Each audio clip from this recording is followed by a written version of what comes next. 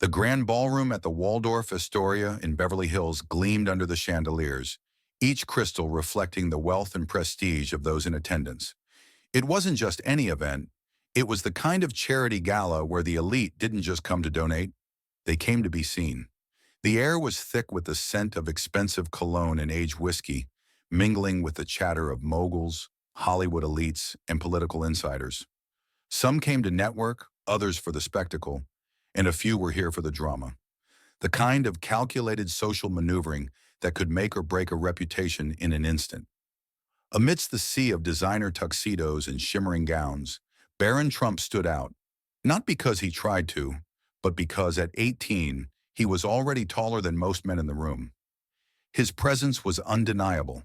He had inherited his father's stature but carried himself with a different energy, quieter, more reserved, yet undeniably composed. He wasn't here to impress anyone, nor was he interested in politics. But that didn't stop the room from watching him. People couldn't help but talk about him. Whispers floated through the crowd. "That's him," someone murmured. "He's grown so much," another added. But the real question on everyone's mind wasn't about his height or his age. It was about who he was. Was Barron just another privileged kid destined to fade into obscurity? Or was there more to him than met the eye? Across the room, Michael Rourke, a seasoned journalist known for his sharp commentary and disdain for the Trump family, saw an opportunity. Rourke had spent years dissecting their every move, turning their actions into headlines. And tonight, Barron seemed like the perfect target. Rourke wasn't just any guest. He was a master of social dynamics. He knew how to push buttons without seeming overt, how to make a subtle comment that could sting without crossing the line. And Barron, Rourke thought, was a perfect subject for his latest move. Making his way toward Barron, Rourke stopped just close enough to be heard, but not too close to seem confrontational. With a practiced smirk, he raised his glass and said loud enough for nearby guests to hear, "Well, if it isn't the young prince himself." The crowd's attention shifted, the room buzzing with curiosity. Barron didn't flinch. He didn't even acknowledge the remark. Rourke took a slow sip of his drink and continued, "Must be nice growing up in a golden tower, never knowing struggle. I imagine life has been effortless." A few quiet laughs rippled through the group. It wasn't an outright attack, but it was enough to make people look. Barron remained still, unreadable. Rourke tilted his head, watching for a reaction. It didn't come. Instead, Barron's expression stayed calm, his posture unshaken. Then Rourke pushed further, hoping to break him. "You ever had a real problem, Barron? Ever had to worry about rent, about your future? Or have you always known you could just sign your name and get whatever you want?" This time the laughter was louder, but Barron still didn't crack. The silence grew longer, and Rourke could feel the tension. This was the moment he was waiting for. Either Barron would fold or he would stand his ground. Then Barron finally spoke. His voice was calm, steady, and when he spoke, it was to everyone in the room, not just Rourke. "You know, Mr. Rourke," he began, "I could pretend your question is original, but it's not. People have been asking me things like that since I was a kid. They think that privilege means no struggle, that wealth makes life easy." The room shifted. The laughter stopped. A few people leaned in, sensing that this wasn't the response they had expected. Rourke's smirk faltered, just a little, as Barron continued. "I didn't choose my last name. I didn't ask for cameras in my face before I could even drive. I didn't sign up for every moment of my childhood to be turned into a headline."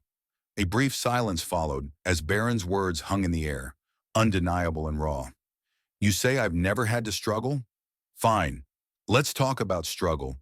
Imagine being 15 and watching grown men on national television make jokes about you, knowing you can't say a word back. Imagine walking into a classroom and realizing half the people already hate you because of your last name.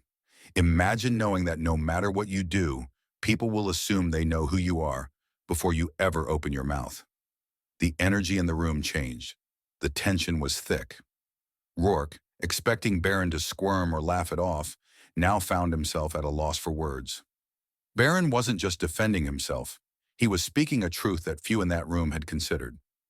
Barron paused, then took a step forward, not to challenge, not to confront, just to be present. No, I've never had to worry about rent. But don't mistake that for never knowing what it's like to feel completely alone in a crowded room. And just like that, the balance of power shifted. The seasoned journalist, known for controlling every conversation, suddenly found himself on the defensive. Barron Trump, the son of a former president, had just spoken a truth that left Rourke and everyone else in that room speechless.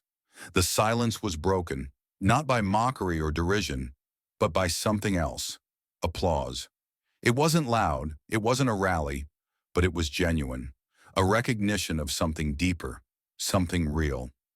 Rourke, who had entered that room expecting a simple soundbite, now found himself the center of a conversation he couldn't control. As the applause spread through the room, a waiter discreetly pulled out his phone, capturing the moment. It wasn't just an isolated event, it was a shift. By morning, Barron Trump's words were everywhere. The hashtag #Barron Trump trended worldwide. People weren't just talking about Barron as the son of a former president. They were talking about him as an individual, someone who, for the first time in years, had found his voice. The conversation about Barron wasn't just political anymore. It was about identity, about how we judge people based on things they can't control, like their family name. For once, Barron Trump was seen not as an extension of his father, but as his own person. And that was something no one had planned for. Barron didn't engage with the media. No interviews, no social media posts, no statement. He simply moved forward. And in doing so, he sent a message. People are more than the labels placed on them. Sometimes the best way to challenge a narrative isn't through outrage. It's through quiet, undeniable truth.